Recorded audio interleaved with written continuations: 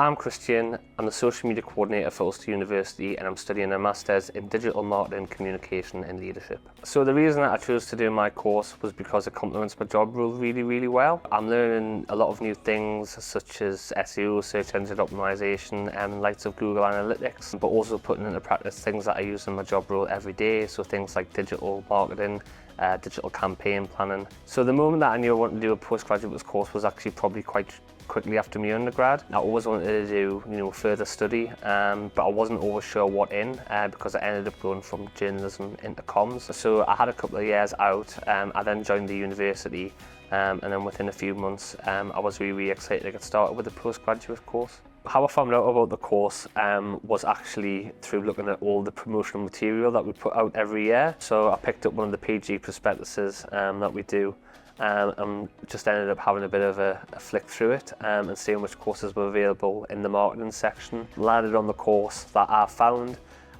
decided to email the course director, and then she thought that would be a really good fit for the course. So if you're considering postgraduate study, I definitely tell you to go ahead and do it. I think the greatest thing about PG study is that it gives you the opportunity, if you're already working in a role, to further the knowledge that you have, but it also gives you the opportunity as well, if you're not working in a role, to go into industry with that fresh mindset and obviously bring the ideas that you've learned in the course into a job that you may be going into. So the skills that I've learned on the course so far would be the likes of search engine optimization and a bit around Google Analytics. So this isn't something that I would do day to day in my role, but obviously I've got an understanding of that now through the first module, how they work and how they can be a benefit to businesses and companies and other organisations. So the course has allowed me to build my network because most of the staff who work obviously on the course are based in industry. So likes of Emma Burdett would be really well known within digital marketing in Belfast and around Northern Ireland. We also had a guest lecturer as well, Barry Adams, who came in and talked to us about SEO, who was really renowned in his field. So it's given us a chance to meet people in industry really early on within the course, so I think that will hold us in good stead going forward for the future. My top tip for someone considering postgraduate study would be to take a bit of time, find the course that's right for you. We've got such a wide variety here at Ulster that you can almost find a bit of a niche. So if there's anything particularly that you want to learn about, there's always opportunities available.